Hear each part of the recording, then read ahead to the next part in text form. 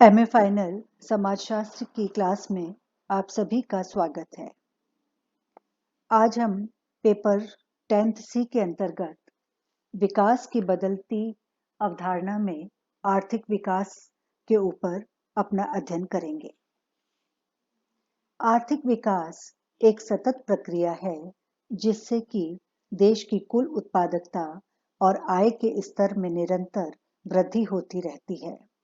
यदि यह प्रक्रिया किसी भी देश में किसी समय विशेष पर विद्यमान है तो इसका अर्थ है कि उस देश का आर्थिक विकास हो रहा है। आर्थिक समृद्धि से तात्पर्य राष्ट्रीय आय के विस्तार से है। अतः आर्थिक समृद्धि में केवल इस बात पर ध्यान दिया जाता है कि क्या इसी कालावधि में इससे पहले के काल की तुलना में मात्रा की दृष्टि से अधिक उत्पादन हो रहा है या नहीं। आर्थिक समृद्धि एक परिमाणात्मक संकल्पना है। आर्थिक विकास अपेक्षाकृत अधिक व्यापक है धारणा है। आर्थिक विकास का क्षेत्र आर्थिक समृद्धि से कहीं अधिक है। कुछ समाजशास्त्री आर्थिक समृद्धि व आर्थिक विकास को पर्यायवाची मानते हैं, परंतु इन दोनों में अंतर है। आर्थिक समृद्धि का अर्थ अधिक उत्पादन से है, जबकि आर्थिक विकास से अभिप्राय अधिक उत्पादन के अतिरिक्त तकनीकी एवं संरचनात्मक व्यवस्था में परिवर्तन से है, जिनके कारण यह उत्पादन निर्मित व वितरित किया जाता है। आर्थिक विकास की अवधारणा विस्तृत है। आर्थिक विकास के बिना आर्थिक समृद्धि तो संभव है, परंतु आर्थिक समृद्धि को बिना आर्थिक विकास संभव नहीं। आर्थिक विकास का अर्थ है कि लोगों के आय व्यय में सुधार से है।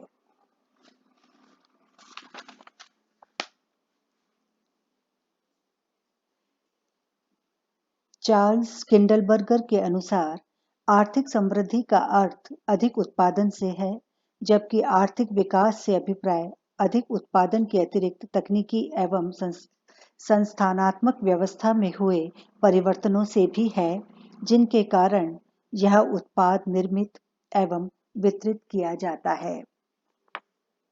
आर्थिक समृद्धि में न केवल अधिक मात्रा में आदानों के कारण अधिक उत्पादन को शामिल किया जाता है, बल्कि इसमें प्रत्येक इकाई आदान के बदले अधिक उत्पादन का समावेश भी है। अर्थात आर्थिक समृद्धि की धारणा में उत्पादन में समय के साथ होने वाली अधिक कार्यकुशलता को शामिल किया जाता है। आर्थिक विकास की धारणा की व्याख्या किसी समाज में विभिन्न नीति उद्देश्यों के रूप में ही करना संभव है। इस धारणा का आधार समाज द्वारा स्वीकृत वे मूल्य हैं जिनके आधार पर समाज के निर्माण का संकल्प किया गया हो। इस दृष्टि से आर्थिक विकास गुणात्मक रूप में आर्थिक समृद्धि से भिन्न है। आर्थिक विकास की जिस परिभाषा को सबसे अधिक स्वीकृति प्राप्त हो सकती है, वह प्रोफेसर जी.एस. मेयर के अनुसार इस प्रकार है कि आर्थिक विकास की परिभाषा एक ऐसी प्रक्रिया के रूप में की जा सकती है जिसके परिणाम स्वरूप कोई देश एक लंबी कालावधि में अपनी वास्तविक प्रति व्यक्ति आय में वृद्धि करता है, बशर्त कि परम निर्भरता रेखा के नीचे रहने वाली जनसंख्या में वृद्धि न हो और आय का विवरण अधिक असमान न हो जाए। अब हम देखेंगे आर्थिक विकास की विशेषताएं। पहला है, आर्थिक विकास एक प्रक्रिया है। आर्थिक विकास एक प्रक्रिया है जिसमें कुछ शक्तियां जो एक दूसरे से संबंधित है, कारण व कार्य के रूप में क्रियाशील होती हैं। अतः हमें आर्थिक विकास को एक प्रगतिशील कार्यक्रम के रूप में लेना चाहिए। दूसरा है, निर्धनता दूर करना आर्थिक विकास का प्रधान लक्ष्य।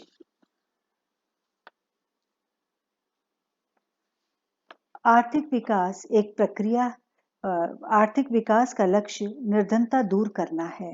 विभिन्न देशों ने 20वीं शताब्दी में स्वाधीनता प्राप्त करने के बाद आर्थिक विकास के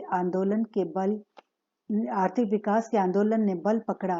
शोषण की प्रक्रिया के कारण अधिकांश जनसंख्या निर्धनता के चंगुल में व्यस्त रही। अतः आर्थिक विकास की मूल प्रेरणा इन राष्ट्रीयता में निर्धनता दूर करने के लक्ष्य से उत्पन्न हुई। नेक्स्ट है, आर्थिक विकास का अर्थ वास्तविक आय में दीर्घकालीन वृद्धि है। अतः आर्थिक विकास का अर्थ वास्तविक आय में दीर्घ काल में लगातार बढ़ोतरी, न कि अल्पकाल में वृद्धि।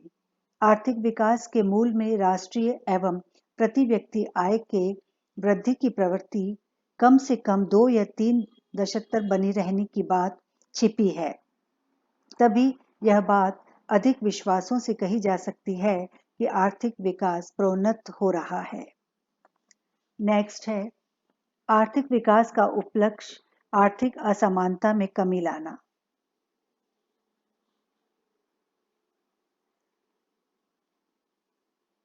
विशेषज्ञ इस बात पर सहमत हैं कि चाहे आर्थिक विकास का प्रधान लक्ष्य प्रति व्यक्ति आय में वृद्धि हो, परंतु उसके साथ एक अनिवार्य उपलक्ष्य के रूप में आर्थिक असमानता में कमी करना आवश्यक है। नेक्स्ट है, आर्थिक विकास के कुछ अन्य उपलक्ष्य भी हैं, जैसे उपभोग का निम्न स्तर, बेरोजगारी समाप्त करना, विभिन्न क्षेत्रों के विकास एवं समृद्धि में भारी अंतरों को कम करना एवं आधुनिकीकरण करना। इन सभी लक्ष्यों के मूल में यह बात निहित है कि आर्थिक विकास किसी एक क्षेत्र या कुछ क्षेत्रों का, किसी एक वर्ग का या कुछ अन्य वर्गों तक ही सीमित न रहे, बल्कि इसका प्रभाव व्यापक रूप से समग्र जनता पर पड़े। इस प्रकार आधुनिकीकरण की प्रक्रिया का विस्तार होना तार्किक पारंपरिक अर्थव्यवस्था को आधुनिक अर्थव्यवस्था में परिवर्तित किया जा सके। अब है आर्थिक विकास का प्रभाव। आर्थिक विकास के प्रभाव को हम 3 चरणों में देख सकते हैं। जब देश अविकसित होता है, तब अशिक्षा, बाल विवाह व अन्य धार्मिक विश्वासों के कारण जन्म दर अधिक होती है। साथ ही स्वास्थ्य सुविधाओं के अभाव में मृत्यु दर भी अधिक होती है। अतः इस अवस्था में मानव शक्ति में कोई विशेष वृद्धि नहीं होती। जब देश विकासशील अवस्था में होता है, तब स्वास्थ्य सुविधाओं के बढ़ने के कारण मृत्यु दर कम होती है। तीसरा, शिक्षा में वृद्धि व रहन सहन का स्तर ऊंचा होने लगता है। रूढ़िवादी परंपरावादी दृष्टिकोण लगभग समाप्त हो जाते हैं। उत्पादन बढ़ने लगता है, जिससे जन्म दर व मृत्यु दर दोनों में कमी हो जाती है और समाज में आर्थिक संतुलन की स्थिति पैदा होने लगती है। अब हम देखेंगे, ये हमने पढ़ा आर्थिक विकास। अब हम आगे पढ़ेंगे ह्यूमन डेवलपमेंट अर्थात मानव विकास। किसी भी देश का विकास उसकी सुदृढ़ आर्थिक व्यवस्था से पहचाना जा सकता है। अर्थव्यवस्था का सीधा संबंध आर्थिक विकास से है तथा आर्थिक विकास का सबसे महत्वपूर्ण पहलू है मानव। आर्थिक विकास मानव के लिए होता है और मानव आर्थिक विकास से जीवन को सुखी और गौरवमय बनाता है। अतः आर्थिक विकास एवं मानव मूल्य परस्पर संबंधित हैं। आर्थिक विकास एक प्रक्रिया है जिसमें देश के समस्त उत्पत्ति साधनों का कुशलता एवं अनुकूलतम विदोहन किया जाता है। राष्ट्रीय आय और प्रति व्यक्ति आय में निरंतर एवं दीर्घकालीन वृद्धि होती है तथा नागरिकों के जीवन स्तर एवं सामान्य कल्याण का सूचकांक बढ़ता है।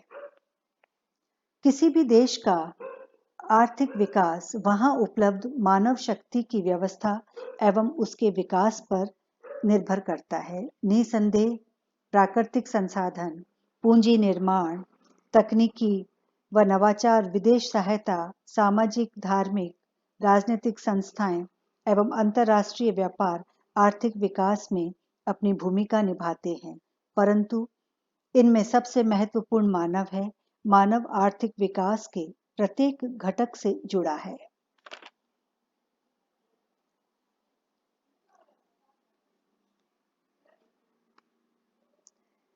यद्यपि आर्थिक विकास में यंत्र, उपकरण, कच्चा माल, वित्त आदि अपनी विशिष्ट भूमिका अदा करते हैं, परंतु वास्तव में मानव इन सब में सर्वाधिक महत्वपूर्ण है। यह सत्य है कि भौतिक संसाधन मानव के लिए हैं, न कि मानव भौतिक संसाधनों के लिए। यदि प्रबंध एवं नियोजन के माध्यम से मानव का पूर्ण विकास किया जाए एवं ऐसे विकसित मानव अपनी पूर्ण क्षमता के साथ निष्ठापूर्वक कार्य करें, तो निश्चित ही आर्थिक विकास की गति तीव्र होगी।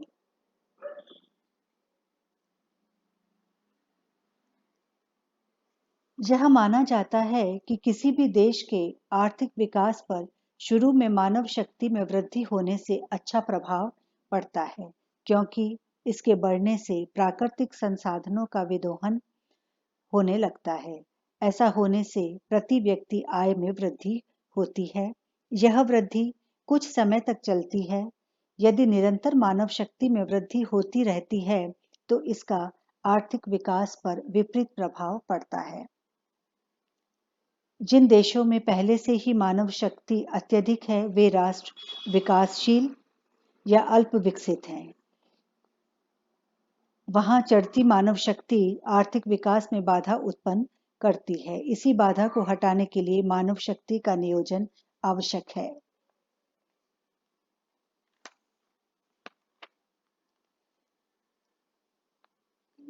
आर्थिक विकास में तीव्रता लाने के लिए यह जरूरी है कि भारत में एक व्यक्ति को प्रतिदिन 400 ग्राम अनाज, 120 ग्राम दूध, 75 ग्राम सब्जी मिलती है, जबकि उचित स्वास्थ्य के लिए 625 ग्राम अनाज, 500 ग्राम दूध व 250 ग्राम सब्जी की आवश्यकता होती है। भारत पर विदेशी संस्थाओं एवं सरकारों के अरबों रुपए ऋण के रूप में हैं। देश उद्योगों के विकास की गति भी धीमी है।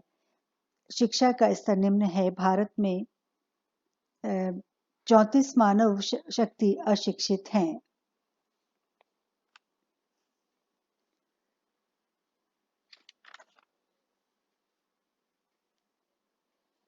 मानवीय विकास रिपोर्ट में यह बात साफ शब्दों में कही है कि पारंपरिक विचार की आर्थिक विकास के आरंभिक चरणों में अनिवार्य आय वितरण में गिरावट आती है, असत्य प्रमाणित हुआ।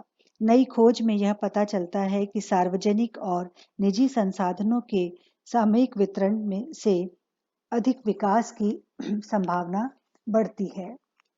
इसी संदर्भ में विकास, साम्य और लोकतंत्र के उद्देश्यों को एक साथ चलाने की आवश्यकता है, क्योंकि वे एक दूसरे से प्रबल रूप से जुड़े हुए हैं। वस्तुतः विकास का मानवीय पक्ष ढूंढने की कोशिश समय की मांग है, क्योंकि मानव को यह बताना आवश्यक है कि वह जो कार्य कर रहा है वह उसके लिए और अन्य के लिए कितना हितकर है। मानव को सकारात्मक कार्य के प्रति अग्रसर होना चाहिए। शांति एवं अहिंसा के साथ महिलाओं और पर्यावरण का सम्मान करते हुए विकास के पथ पर कदम बढ़ाने से ही बहुजन हिताय बहुजन सुखाय की स्थापना हो सकती है। Thank you.